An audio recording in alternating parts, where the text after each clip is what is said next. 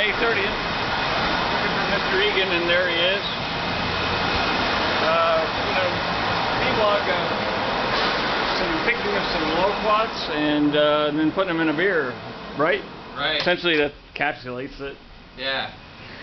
We're gonna put fruit in beer. Which generally is pretty much not something we're very interested in doing, except for the fact that this fruit is, well, we'll show you.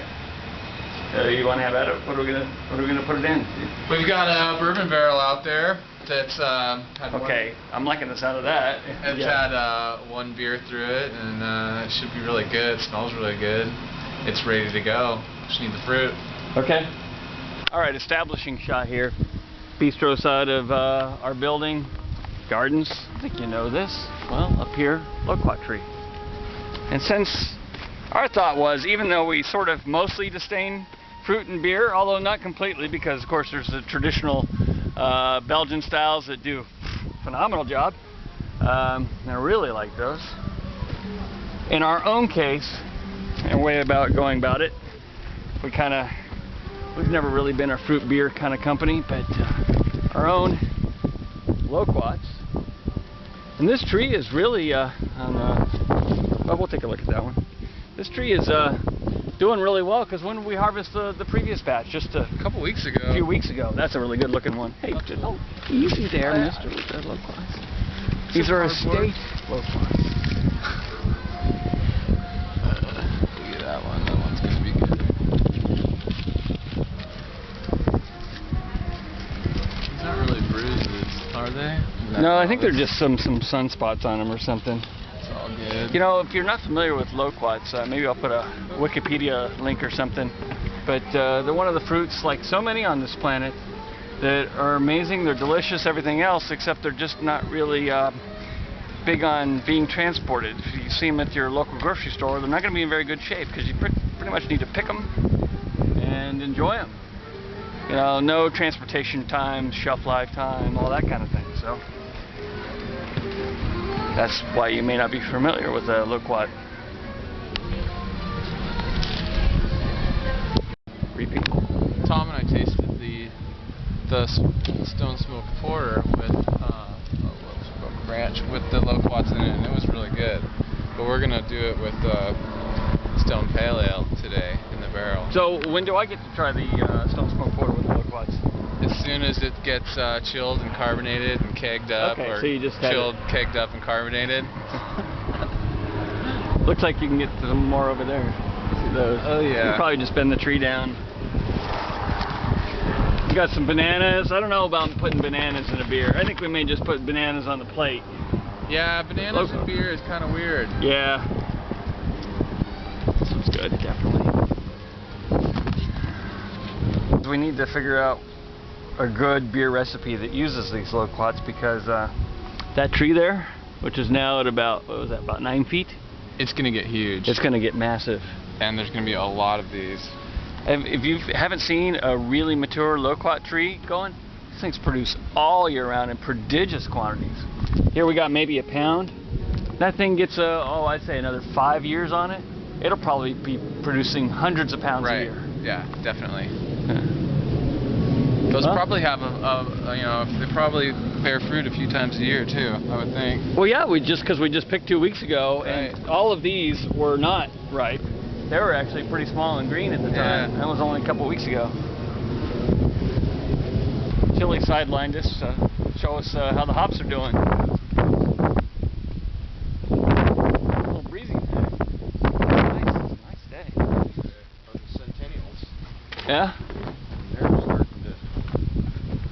It's about, here, reference, I'm almost 6'2", about 6'2". Yeah, almost 7 feet there.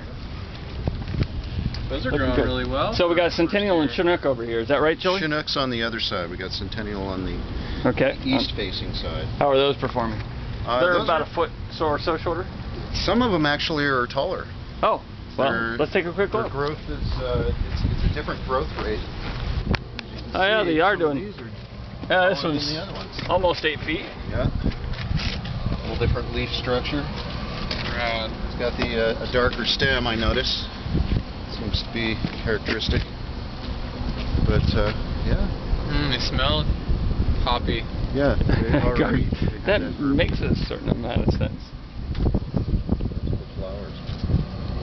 Yeah, where are you getting the rum? I just kind of like. After this, it, yeah, boy, yeah. At first I didn't get it. Yeah.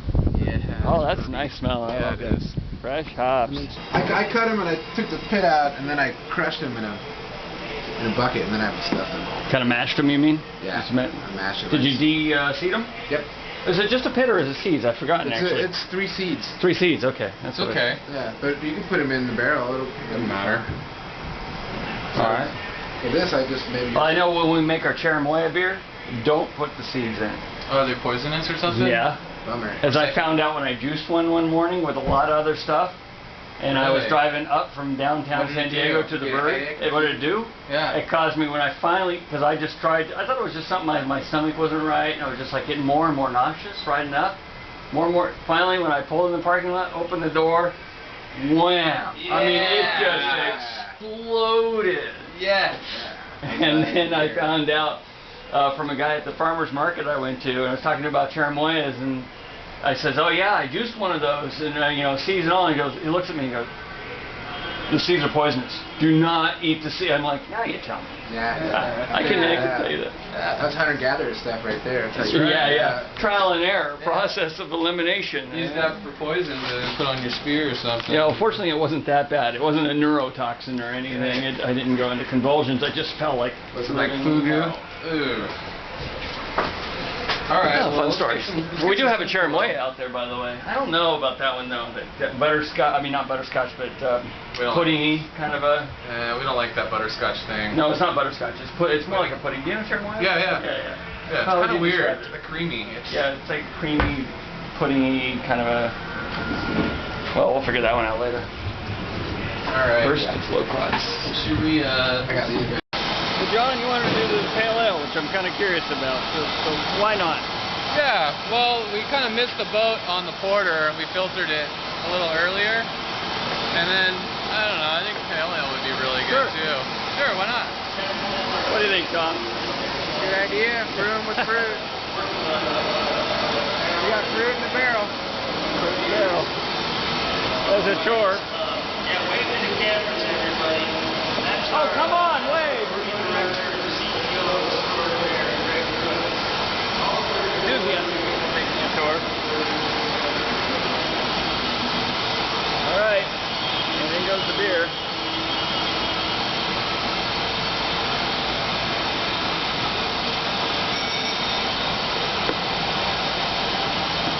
There we go. Filling with beer right now. And so this beer, is it fully fermented? Yeah, it's fully fermented. It's been chilled for like 2 weeks now. It's been in the fermenter for a while. It's gonna get filtered tonight, so it's pretty much ready to go. It's we're putting in pre-filtration. Yeah, unfiltered, so there's a little bit of yeast in there. The sugars and the fruit are probably gonna kickstart this beer again, and some of that yeast is gonna convert the sugars and the fruit into alcohol. Those are good. Those are good. It's almost got a little of that, what do they call it, a push-up? Right, a little The orange? Yeah. It's like creamy, orangey kind of. Yeah, it's like a creamy, orangey kind of a thing. Yeah. I like Loquats. Maybe I should get another cream. That too. Good. We got plenty of seeds. Yeah, they're screwed up. I might not want to wait that long. That's right. So what do you think of the chances of it getting funky? There's potentially some chances there. We might, discover a new wild yeast strain locally here in North County. Well, the Escondido Terroir. Yeah. We like that. All right, so how long is it going to be in the barrel before we're ready to find out its funkiness factor? Probably leave it for a couple weeks warm, let it ferment out some of the sugars in that fruit, and then maybe give it a taste and see where we're at, and then from there we could probably throw it in the cold box and let it hang out there for a little while, maybe take it out again and kind of the temperature fluctuations drive the beer in and out of the wood. I don't know, a couple months, a year, who knows? As you can tell, this is an exacting science. Oh. What if I don't want to wait a year? And which, by the way, I don't. Yeah, no one really does. Okay. Yeah, we could a couple months at least. All right. Yeah. Cool. Well, we'll see you in a couple of months and let you know.